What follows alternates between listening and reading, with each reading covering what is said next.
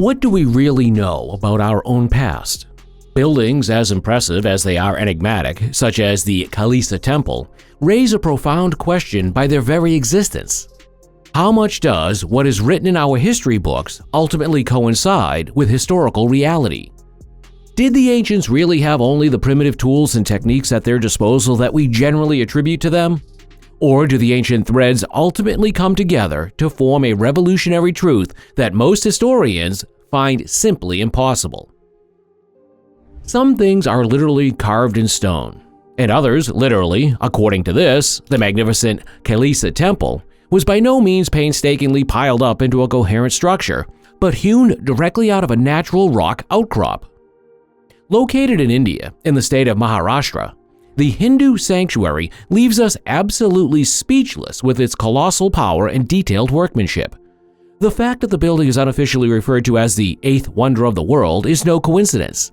The creation of the complex, which is around 90 meters long and 60 meters wide, required a level of knowledge and skill that can be described as demanding, to say the least. As mentioned, the architectural masterpiece was completely carved out of the natural rock, but that is by no means all. In detail, this task was also mastered by driving at an angle and from the top down. It is estimated that between 150,000 and 400,000 tons of stone had to be removed. But when was this actually done, and what was the motivation behind this mammoth project? Well, fortunately, those looking for historical clues can refer to a contemporary building inscription. It mentions the name of Rashtrakuta King Krishna I and the year 765. And yet, this is where it gets a little tricky. According to the experts, it would normally have taken several decades to complete a temple of this kind.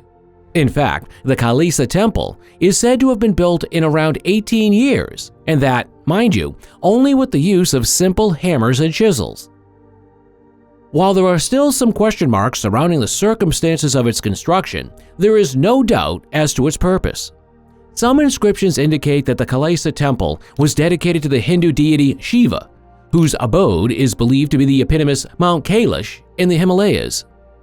And given this religious context, it is not surprising that the Kalisa Temple is also accompanied by a mystical story. According to legend, a powerful king once fell seriously ill. The desperate queen then turned to Shiva and promised to have a magnificent temple built in his honor if her husband was cured of his illness. She also vowed to fast until she could see the top of the temple. However, after the queen's prayers had been answered, the builders brought sobering news. It would take years to complete the temple. Soon afterwards, however, another builder appeared who claimed to be able to build a temple whose top would be visible within a week, which is why he began to carve the sanctuary into the rock from the top to bottom. Proof of a lost technology? While such accompanying myths sound exciting, they do not offer conservative researchers any solid evidence to uncover the real construction background. Basically, we should bear in mind that the Kalisa Temple is by no means unique in all respects, and that it is in the best of company. In detail, the pompous sanctuary is part of the so-called Ellora Caves, which include 34 Buddhist, Hindu, and Jain cave temples, and have been a UNESCO World Heritage Site since 1983. In fact, most of the other temples in Ellora were also carved directly into the stone.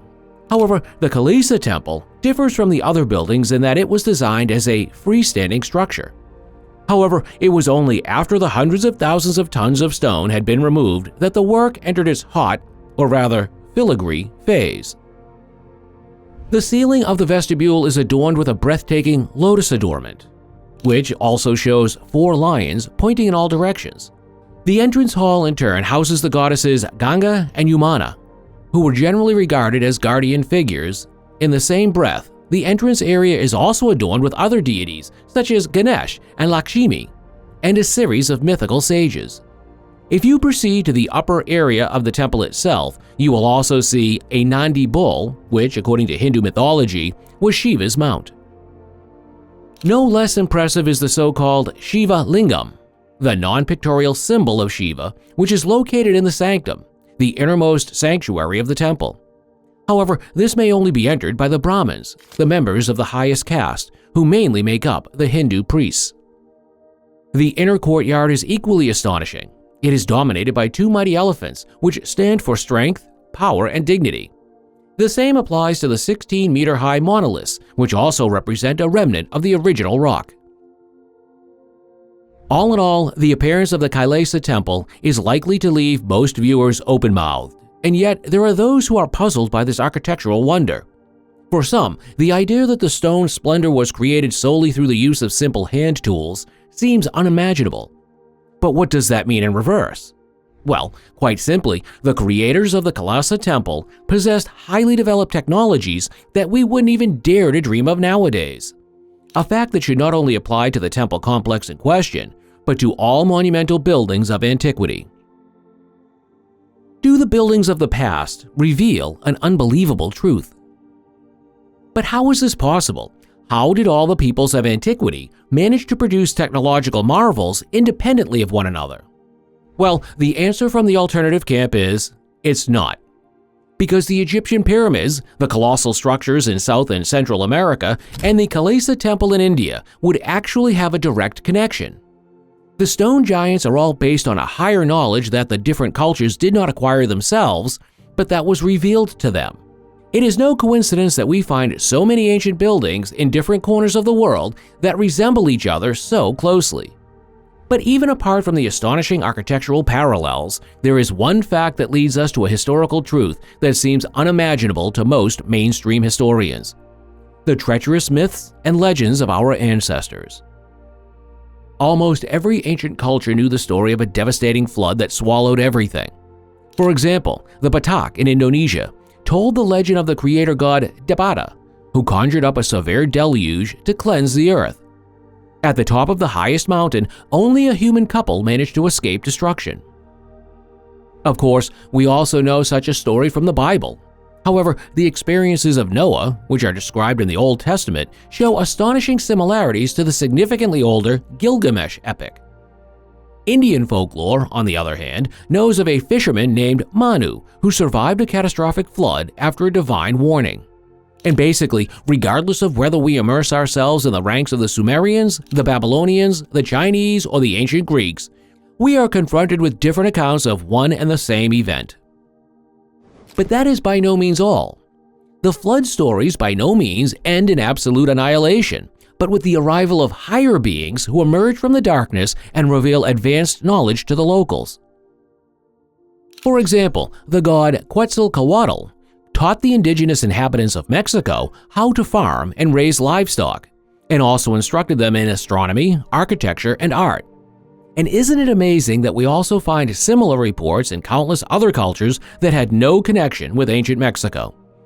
Thus, civilization is described again and again as a gift, and by no means as something that grew out of itself. The scenario is always the same.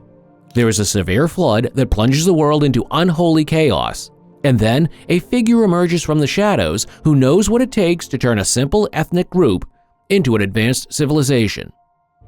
In Greek mythology, the role is played by the Titan Prometheus. The Andean cultures that preceded the Incas knew of a bearded creature called Wirakucha, who emerged from a gigantic lake and taught the locals how to carve stone. Even in the Pacific, legends circulate about a creature called Maui, who created the islands and taught the natives how to use tools. So the question is, doesn't a myth that is known in practically every corner of the world eventually turn into a real memory? Alternative researchers such as Graham Hancock answer this question with a resounding yes. According to them, a highly developed, high-tech culture existed long before our time, which was wiped out by a global flood at the end of the last ice age. The few survivors then went out into the world to pave the way to civilization for the simpler peoples. In reality, however, this is not just a, daring view of the past, but an indisputable fact that is concealed at all costs. No wonder, after all, the exotic technologies that our lost ancestors are said to have possessed would cause our worldview to collapse like a house of cards.